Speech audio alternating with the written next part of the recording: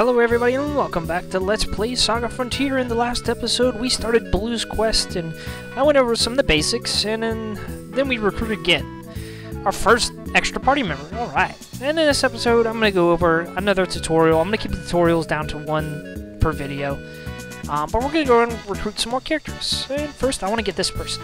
I am studying magic. Do you know anything about magic? That's not exactly the best pickup line I've ever heard, but you're kind of cute. I can use a little bit of light magic. That's fantastic. She seems very useful, so let's go ahead and get her. They talk for a while. Oh, I must acquire the gift and master various magic. Can you help me? Alright, I'll go with you. Mei Lin joined the product. Yay! Alright, so here we have Mei Lin. I personally think she's one of the better gun users in the game, and she has some pretty decent magic to boot. Starts off with Sunray and healing spell, I forget what it is. But I like to use her as she's my go-to person with guns. It says she's only a 6, but I think she's more an 8. She has some really good intelligence and will increases, so it makes her really good with guns, as well as quickness. Quickness is really important for gun users because it modifies how much damage guns can do. So I read, and in my past experience, that's been the case. She can learn a decent amount of sword techniques, but I don't really think she's that good at them, so I wouldn't bother. Now, the next person... Sorry about that. Next person we want to get, and this is where my only really big tutorial is going to be, is Riki here. My name is Riki. What's yours? Would this animal be useful? Yeah, sure, why not? My name is Blue. I left my home region on an important mission. Wow, me too. Can I come with you? The more the merrier. Now, I'm going to go over something that's a little bit complicated in this game, and it is the monster race. So, let's go over that real quick. Alright, so I'm going to take some time to explain the monsters in this game and what it takes to make one good. So you can see here we have Riki. He's one of the main characters that you get in the game, and he is a monster type. His race is a Lummox right now, and his sex is neutral, but he's technically a boy, so whatever, don't pay attention to that. As you can see, his stats are pretty much crap. I mean, they're all 8, they're all even out, except for defense 6. His HP is 72, WP 16, HP, you can see all that there. Now, you can see on the right there, he has 3 skills, tail, tilt hit, and heal, and the rest are empty, and at the bottom there's a red line here. And it says all abilities learned will be recorded here. Well, monsters are unlike humans. They don't get ability points off of beating enemies. They get ability point or stats by absorbing enemies after they've been defeated, which I will show off how that works. Now, one thing about monsters here is this is their equipment page. They only have 4 slots, which means they are kind of gimped, you would think. But there's actually 4 invisible slots that you can't see. Certain monsters have hidden equipment effects on that, yeah, well, your character you can't see in the game, but they are there. The game, it's programmed in. So they do have equipment to an extent, but it's chosen by what monster you turn into. So here I'm going to show you how exactly they work, and go into a little bit of explanation. More of an explanation, I should say. Okay, so we got 2 enemies here, and basically just want to kill them any way we can. I got a magic stone, let's just kill him, it doesn't really matter. Once you've managed to kill any enemy, at the end of the battle, this will pop up. It'll ask you, monster ability Riki, and it'll say which monster you want to basically turn into. You can do a pick bird or a cactus. For this, I'm going to choose pick bird, and Riki will learn elf shot. He didn't transform this time, but depending on what skills, and there's a whole bunch of variables I'm going to go into in a second here. But you can see now, if you look at Akma, I gotta pull it up. His HP is now 76. So basically how this works is Riki's base HP as a Lummox is 72. Every time a monster learns a new skill, they get 4 HP. It has to be a skill that they've never learned before. Every time you've learned a new skill, they get 4 HP added onto their base experience, or base HP. Now, Riki, like I said, he's a Lummox, so his base HP is 72, but it will be totally different for a Pickbird. So, say I fight this guy again here. Forgot to turn those off. Okay, say we beat this guy one more time. Just really simple to kill. Use off the new ability here. I won't get to, he's gonna die. Alright, we should be able to learn another skill by this guy. And we got Beak skill. And he turned into a Pickbird. So that's 2 new skills that we got. So we know that we have 8 HP added on to whatever the base of this is. So the base HP of a Pickbird would be what? My math is terrible. 7? Yeah, 67. Yeah, so a Pickbird's base ability HP is 67. And you take a look at the stats now. His strength is down, his quickness is high, but all his stats pretty much changed. And at the bottom there, you can see Beak is there. If you want to keep this ability, you can click it and drag it up to one of the empty spots. That way, it'll keep it permanently. If you want to get rid of it, you can't seal it like humans and everybody else can. You have to put it back here to get rid of it and learn a new skill. So that's how that works. It's pretty simple on that aspect, but if you're trying to go for a specific monster, well, that's a little bit different. So here, I'm going to explain how to obtain specific monsters. As you can see here in this chart, this is for Unicorn Jr. I've listed all his stats on the left, including his base HP or BHP. You'll notice to the left it says Body A and Body B. These are conditions needed to be met in order for you to become this monster. You can do either or. For this explanation, I'm going to be using Body A. So you can see it says HP condition. Well, every monster has an HP requirement as well as skill requirements. In this example, your base HP represented as X and your max HP represented as the question marks does not affect whether or not you can turn into this monster. So basically, your HP can be anything. It doesn't really matter as long as you have these skills. Underneath the HP is the skills needed. Now you'll see it says Horn/Charm Gaze. That means you can have either or. You don't have to have both. Under that, you'll see you need Magic Heal. So that basically means you need to have Horn or Charm Gaze, and then you need to have Magic Heal equipped onto your monster. Now here's the thing. It's not guaranteed that you'll turn into the monster even with those skills, as there's other monsters with said skills and you'll turn into them instead. And that's because you've met their max HP conditions. To get past that, try putting, like, say, Horn, Charm Gaze, and Magic Heal on your top 3 skills, and learn another skill. This will increase your odds at getting the monsters you want, or so I've heard. Now, at the bottom, you can see that Unicorn Jr. has some equipment built into it. Celestial Leather, Beast Leather, and a Crisp Knife. As I mentioned, monsters can only equip 4 accessories that you want and that you have control over, and they have 4 hidden slots that come with the transformations. But that about does it with the monsters tutorial. Hopefully I didn't overload you guys. I'll post my sources in the video description, so if you're interested in getting a good monster, you can look it over. Okay, so now that we're done with that, there's one other party member I want to get. It's this guy right here. Hey, my name is Loot. Loot got blue to talk about himself. A duel to destiny. Intriguing, take me too. Let him join. Loot, join the party. Woo! Now I'm going to go over Loot real quick. Alright, so here we have Loot. Not much to say about Loot. He's actually a pretty decent swordsman. He's one of the better ones, but his stat growths are terrible. He gets no strength increases, no quickness, anything that makes him good as a sword user. Instead, he gets one of the most useless skills, or stat increases, Charm. He gets some decent HP, but I mean, his stats overall in-game are just terrible, not really worth it.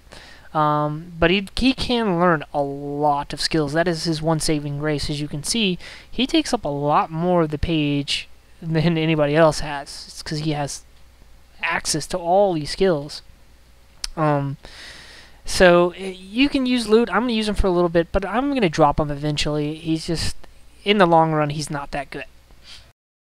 Alright, now that he's done, I'm going to show you a quick little trick to get you some decent gear early on.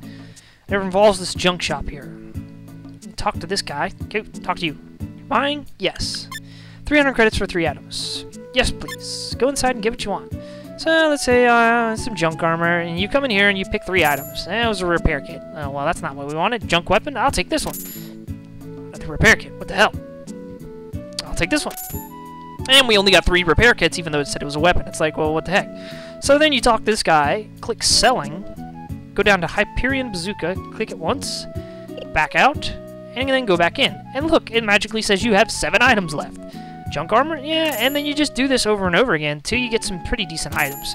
There's some really good stuff that you can get in here for early game. I really recommend doing this, even though it is cheating to an extent. I mean, this game is hard without doing some of these exploits. I mean, this is not entirely, it doesn't break the game by any means. It's just, really, it helps you survive some of these early encounters. I mean, I'm not gonna lie, some areas just kick my butt. So I'm gonna do this a few times, get a few weapons and some guns, and I'll be right back. Okay, so I'm back, and I've done this a few times just to get a couple of weapons and guns. I got a crap ton of Augie CP1s. You can see here I got like 2 of those, 6 SSPs, and an easy rifle. It's pretty good. So yeah, let's see here. This one has a power of 9. We're gonna replace it with a. See, it's not too much better than the SSP, so it's whatever. Now I did manage to get a samurai sword, which is a katana.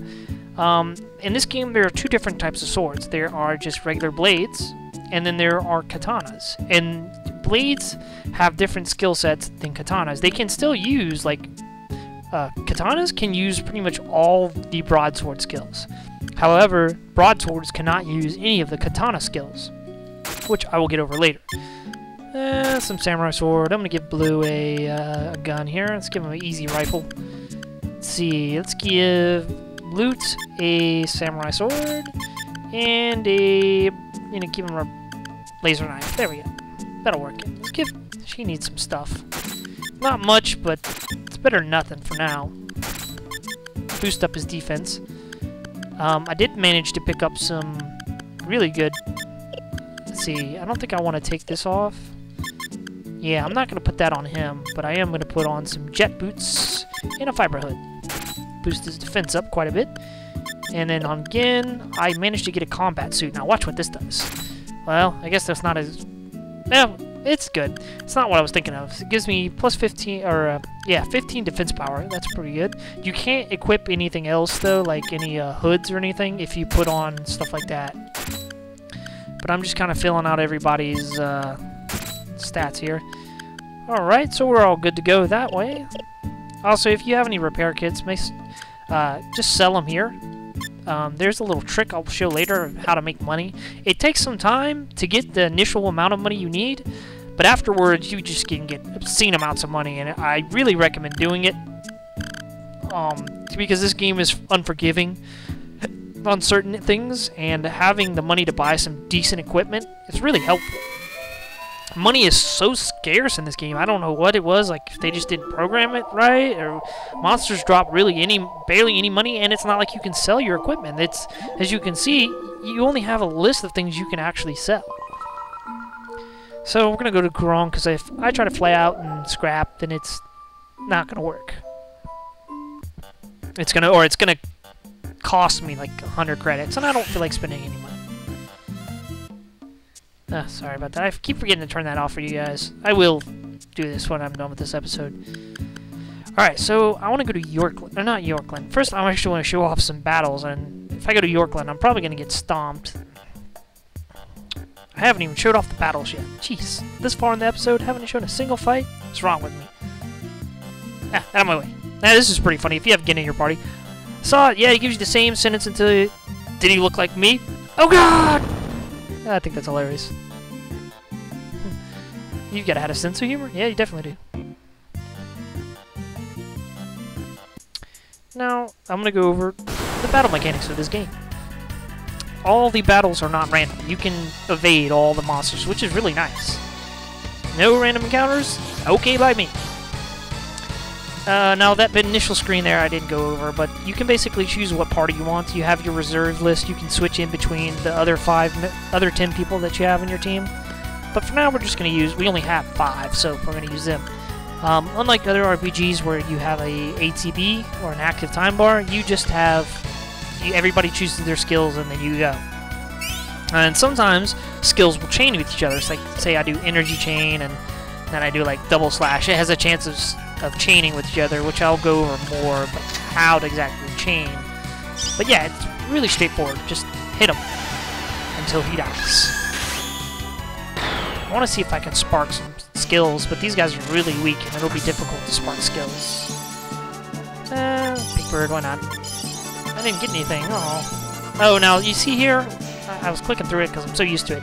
They're getting skills, skill ups. There's no experience in this game. You only get stat increases after battles, and what stats are increased are determined by what actions are taken during the battle. Anytime you use physical weapons like your swords or katanas or fists, your strength goes up. Sometimes your quickness will go up if you use your fists. Intelligence will go up with guns. Will go up with guns. Psychic will go up with magic, and so does intelligence. Vitality goes up as well if you use any type of attack with weapons. Charm goes up randomly. You never know. It's really strange. And you can never get JP up. It's just... Or, my bad. LP up. You can never get more life points than you already have. It's just the way the game is. And here's what I was talking about. When you get a little crown, he is a master because he has more than 6 sword skills on him. So he deflect, thrust, or, well, he has 5. Well, he has 6, like, physical attacks instead of magical.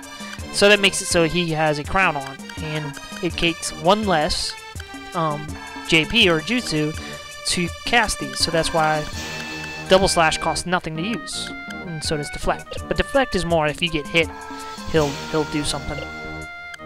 But yeah, that's a pretty simple battle. I want to see if I can spark some skills. I need to not use energy chain because it's just gonna murder him. And I really don't think I'm gonna be able to learn much off these guys, to be honest with you. I'm gonna punch you. No, well, I'm gonna shoot him. See if we can learn anything with him. I want to show sparking off. It's going to happen eventually. See, he's dead instantly. And he's dead too, probably. Yeah, all these enemies are really weak. We're not going to be able to spark much off of them. When it happens, I'll go into detail. I didn't mean to do that. Yeah, whatever.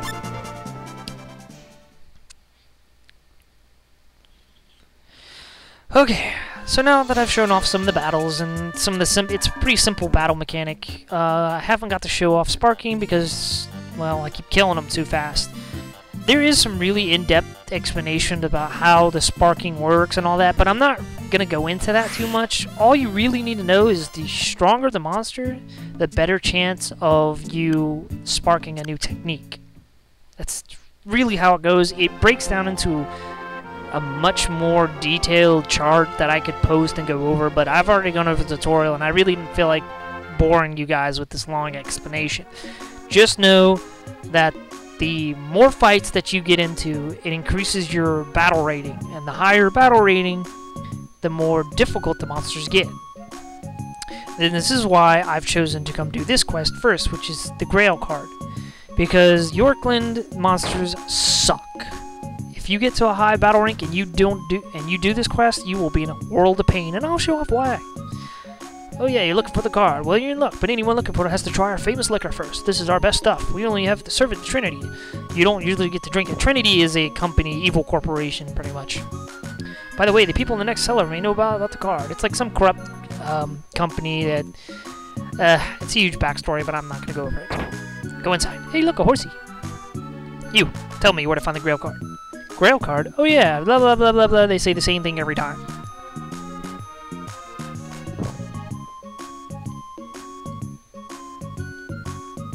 Okay, I didn't talk to you again. Shut up. Thank you. So you gotta do this, talk to every winemaker in this area, and they each give you a sip. They're like, Dad eats snacks with me every night. He says he needs something to munch on. No. No, pedo. No. You. No. You. Talk to you. Blah blah blah blah blah blah blah blah blah blah blah. Shut up. Okay. Done with you. On to the next one. I'm feeling kind of tipsy. I think I'm getting drunk. Ooh. You, talk to me. Man, everybody keeps telling you, look, talk to the next guy. He knows it. He knows it. You know, nobody knows crap about it. Hey, weren't you the same guy I talked to earlier? Whatever. PlayStation limitations with characters. And what? Hey, get out of my way. One more guy to talk to. In here. Nope, downstairs. Can I go through here? No? Okay, it's upstairs then. One last person. You, talk to me. Tell me where to find the Grail card. Grail card, blah, blah, blah, blah, blah. Well, you didn't look when anyone has to try. Okay. There you go. You should go to the Liquor Shrine. It's in the middle of the swamp, so watch your step. Oh, I don't even know if I'm going to be able to do this. I might die because the enemies are kind of tough there, and this probably isn't the best idea, but if I die, then screw it. No, don't go back. Curse you.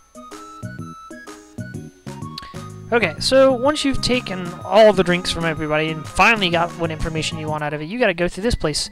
But now your controls are all weird and your character starts making crazy steps.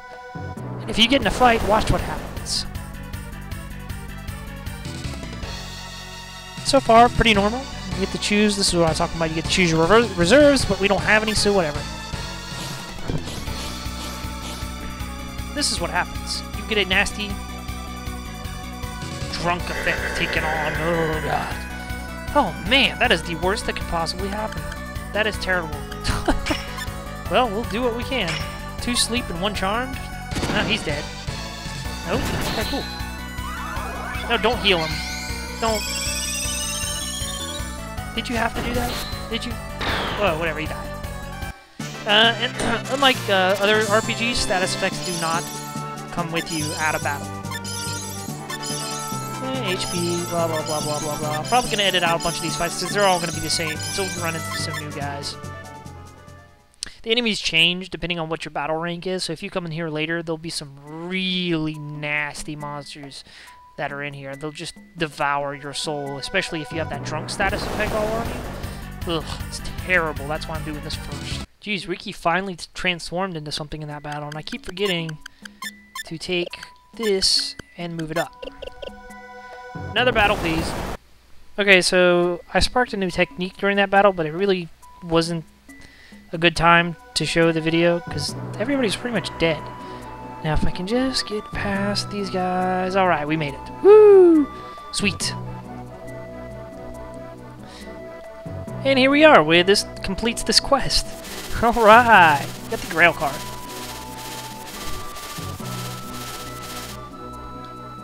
Yeah.